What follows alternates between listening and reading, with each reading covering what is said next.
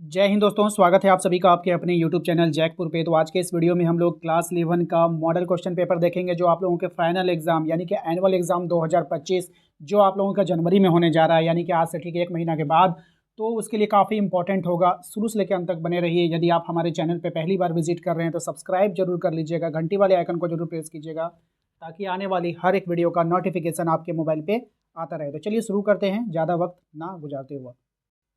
देखिए, यहाँ पे कुछ इंस्ट्रक्शन दिया जाता है, वो आप लोग परीक्षा में जब जाओगे तो वहाँ पर आप लोगों को पढ़ना है। जैसे कि आप लोगों का जो है कितने 40 गो ऑब्जेक्टिव आएगा, सभी प्रश्न अनिवार्य हैं, प्रत्येक प्रश्न के लिए 1 नंबर मिलेगा। गलत उत्तर यानी कि आप यहाँ देखिए प्रत्येक 4 विकल्प दिए गए हैं। और सबसे इंपॉर्टेंट बात यहाँ पर यह बताई जाती है कि गलत उत्तर के लिए कोई भी नंबर नहीं काटा जाएगा। तो आप लोगों को कोई नंबर भी नहीं काटा जाएगा, इसलिए सबको आंसर करना है। जो नहीं आता उसको भी अपने तजुर्बा से आंसर करके आइएगा, ठीक है। तो देखिए, सबसे पहले सवाल पे आते हैं। सबसे पहले सवाल में आपसे पूछा गया है आपसे कि बताइए मेसोपोटामिया का नाम किस भाषा के शब्दों से बना है। ऑप्शंस आपके पास है, यूनानी है, लैटिन है, रोमन है, या फिर इनमें से कोई नहीं। तो राइट आंसर हो जाएगा इसका ऑप्शन नंबर ए, यूनानी। क्या हो जाएगा? यूनानी हो जाएगा। ऑप्शन नंबर ए इसका सही जवाब होगा। इसको ट्रिक से याद कराया था हमने आप लोगों को, शायद आप लोगों को याद है या नहीं है। ट्रिक वाली वीडियो में मैंने आप लोगों को बताया था, मेसो से आपको मीसो एक ऐप है आप लोगों का, जहाँ से शॉपिंग वगैरह होता है। तो आपको ये याद करना है कि हम जो है अपने कोई भी न्यू प्रोडक्ट हमको लेना होता है ना, तो यूनिक प्रोडक्ट हम जो है मीशो से ऑर्डर करते हैं। क्यों? क्योंकि मीशो पे जो है यूनिक प्रोडक्ट मिलता है। यूनिक मतलब बहुत न्यू क्वालिटी का है ना, यूनिक मिलता है। यूनिक से यूनानी, याद रहेगा आपको, ठीक है। ट्रिक मैंने आपको बताया था। अगला सवाल देखिए क्या है हमारा, कह रहा है सिकंदर ने बेबीलोन को कब जीता था। ऑप्शंस आपके पास हैं। राइट आंसर हो जाएगा 331 ईस्वी में। सिकंदर ने बेबीलोन को जीता था 331 ईस्वी में। राइट आंसर ऑप्शन नंबर 331 ईस्वी में, यानी कि ऑप्शन नंबर बी ही होगा इसका सही जवाब। अब आइए नेक्स्ट सवाल पे। दिनारियस क्या था? अब यहाँ पे आपको बताना है कि दिनारियस क्या था। तो ये जो था एक चांदी का सिक्का था। ऑप्शन बी हमारा यहाँ पे सही जवाब होगा।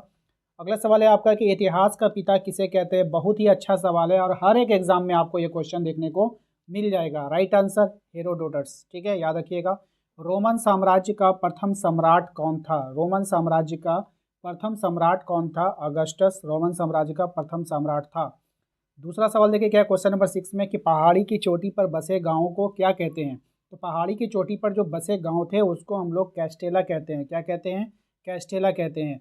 अगले सवाल पे ही अगला सवाल है हमारा, इक्काइटस से क्या था भाई? इक्काइडियस यानी इक्काइटस होगा यहाँ पे। क्या तात्पर्य है आपको बतानी है। राइट आंसर हो जाएगा अश्वारोही, यानी कि ऑप्शन नंबर डी, ठीक है। ऑप्शन नंबर डी यहाँ पे सही जवाब हो जाएगा। अगला सवाल है हमारा, रोमन साम्राज्य में गणतंत्र का काल कब से कब तक चला। तो रोमन साम्राज्य में जो गणतंत्र का काल चला था वो 509 ईस्वी से सन 27 ईस्वी तक चला था, ठीक है, याद रखिएगा। अच्छा सवाल है। और मॉडल पेपर में जो भी सवाल होते हैं वो सब इंपॉर्टेंट होते हैं, वीवीआई कैटेगरी के होते हैं, क्योंकि बहुत सारे सवाल जो है मॉडल पेपर से भी एग्जाम में पूछे जाते हैं। इसलिए मॉडल पेपर जितना भी आपको हम बताएंगे सबको अच्छे से कर लीजिएगा। गृह युद्ध से क्या तात्पर्य है? तो गृह युद्ध का जो तात्पर्य होता है अपने ही देश में सत्ता प्राप्ति के लिए सशस्त्र संघर्ष। देखिए क्लास जो है 11th का जितना भी फाइनल एग्जाम अभी तक हुआ है सब में बिल्कुल ईजी सवाल पूछा गया है फाइनल एग्जाम में। क्योंकि आप लोग देखोगे बहुत बात, जब हम लोग जो क्वेश्चन बैंक से प्रैक्टिस करते हैं तो वहाँ पे काफ़ी टफ सवाल देखने को मिलता है, लेकिन फाइनल एग्जाम में जहाँ तक बात करें आपको इजी सवाल ही देखने को मिलेगा, ठीक है।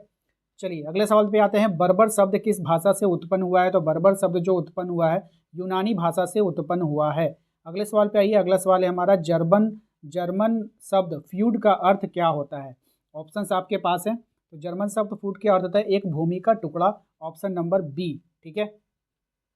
उसके बाद हमारा अगला सवाल है कि यायावर मूलतः क्या थे। तो यायावर जो थे वो मूलतः घुमक्कड़ लोगों को क्या बोला जाता था? यायावर बोला जाता था, ठीक है। चंगेज़ खान की मृत्यु कब हुई थी?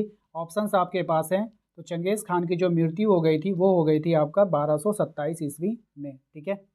नेक्स्ट देखिए क्या है, कह रहा है मेसोपोटामिया में इनाना जो थी वो किसकी देवी थी। बहुत ही अच्छा सवाल है, मैंने कई बार आप लोगों को पढ़ाया भी ये सवाल। पता है आप लोग को, प्रेम और युद्ध की देवी थी, है ना। इनाना कौन थी? प्रेम और युद्ध की देवी थी।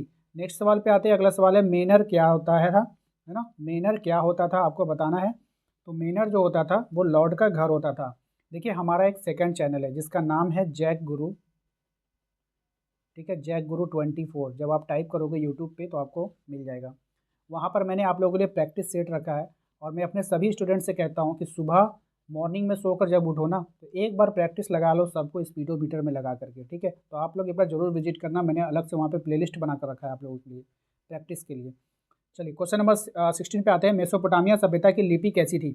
तो मेसोपोटामिया सभ्यता की जो लिपि थी ना वो किलाक्षर लिपि थी, या उसको किलाकर भी बोलता है, किलाक्षर भी लिखा जाता है कहीं कहीं पर, ठीक है।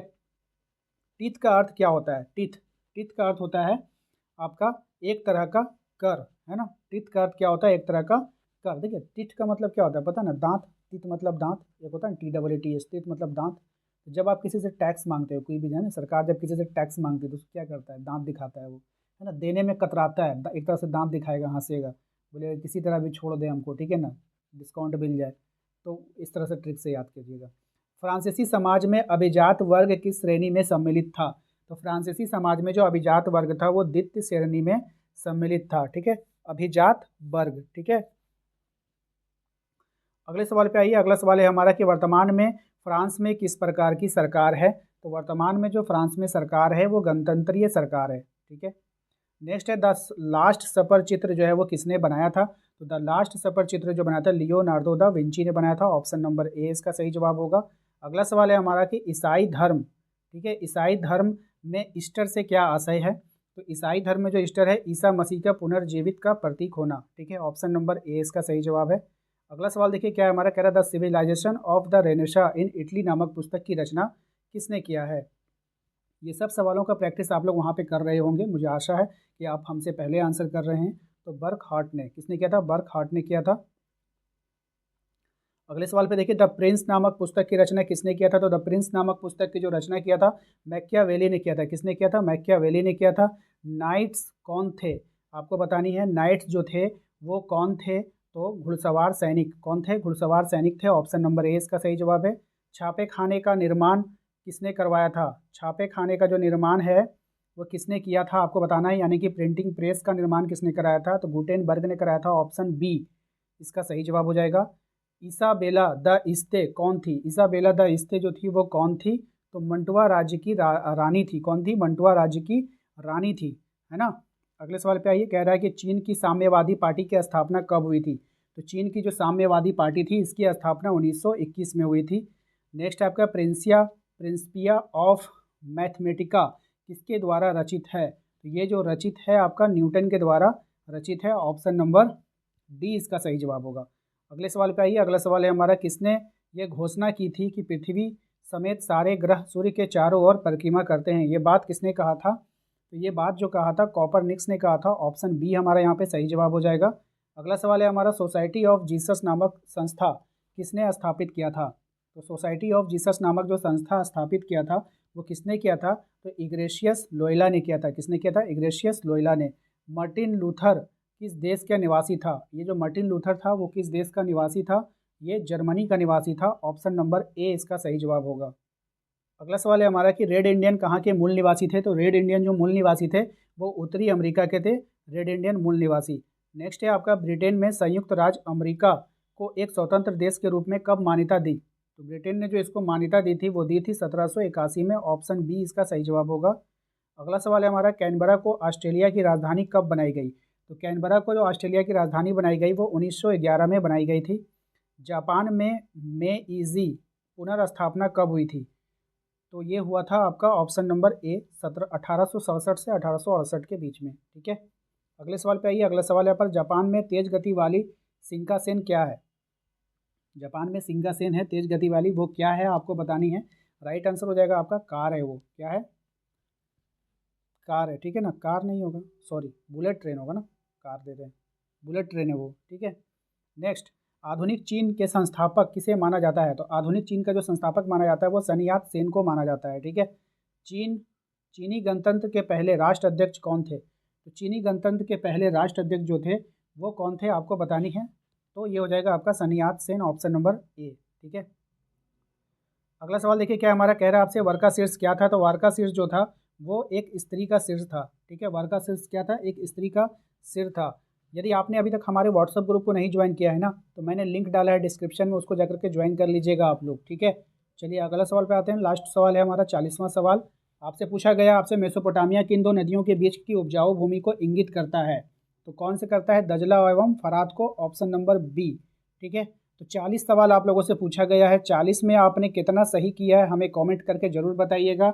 और सबसे बड़ी बात कि अभी तक हमारे चैनल पे क्लास 11 के बहुत सारे स्टूडेंट ज्वाइन हो चुके हैं, तो आप लोग प्लीज़ अपना नाम, अपना ज़िला का नाम ज़रूर टाइप कीजिए। नेक्स्ट वीडियो में आपका नाम लिया जाएगा।